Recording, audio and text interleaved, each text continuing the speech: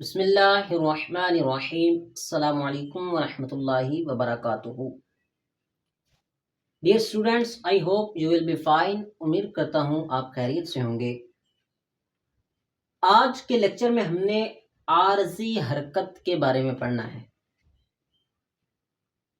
یہ بھی پچھلے لیکچر کے متعلق ہی ہے کہ را کو پر اور باریک پڑھنے کی صورتوں میں ایک لفظ آیا تھا عارضی حرکت یا عارضی زیر کا لفظ آیا تھا. تو یہ اسی کے متعلق لیکچر ہے. عارضی حرکت سب سے پہلے تو جانتے ہیں کہ عارضی حرکت کہتے کسے ہیں. یاد رکھیں کہ قرآن پاک میں بعض کلمات الف سے شروع ہوتے ہیں اور الف پر کوئی حرکت نہیں ہوتی. جیسے یہ لکھا ہے اشدد، یہ الف سے شروع ہو رہا ہے لیکن الف پر کوئی بھی حرکت نہیں ہے، نہ زبر ہے، نہ زیر ہے، نہ پیش ہے.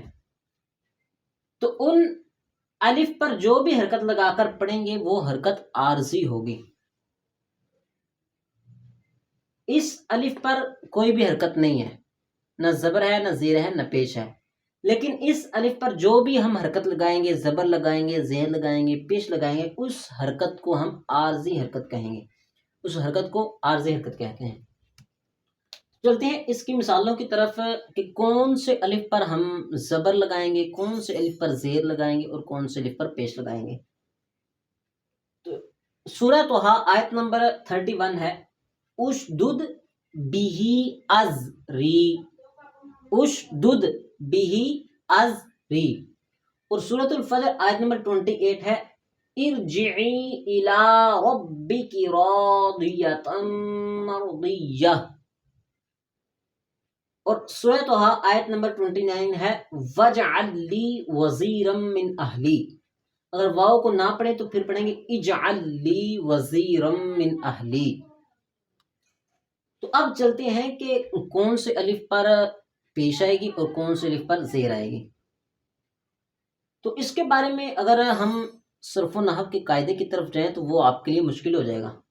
لیکن اس کا جو ایک آسان فہم قاعدہ ہے وہ یہ یاد رکھیں کہ اگر کہیں پہ ایسا کلمہ آ جائے تو پھر آپ نے کیسے پہچاننا ہے کہ اس الف پر کون سی حرکت آئے گی، زیر آئے گی یا پیش آئے گی.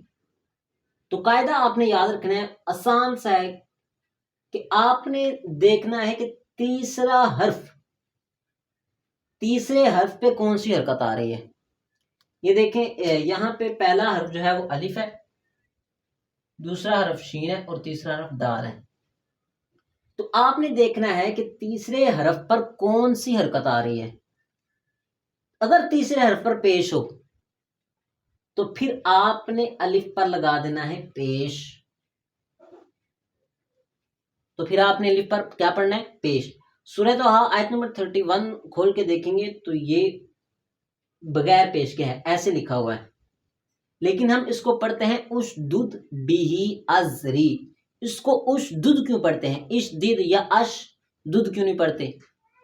تو قاعدہ آپ نے یہ ذہن میں رکھنا ہے کہ تیسرا حرف ہم نے دیکھنا ہے کہ تیسرے حرف پر کون سی حرکت ہے. اگر تیسرے حرف پر پیش ہوگی تو پھر ہم نے الف پر پیش لگا دینی ہے اشدد بِہِ ازری. ٹھیک ہو گیا. اور اگر تیسرے حرف پر زیر ہوگی یا زبر ہوگی تو پھر ہم نے الف پر زیر لگا دینی ہے. اب یہاں پہ تیسرا حرف دیکھیں کون سا ہے. پہلا حرف الف، دوسرا را اور تیسرا جیم.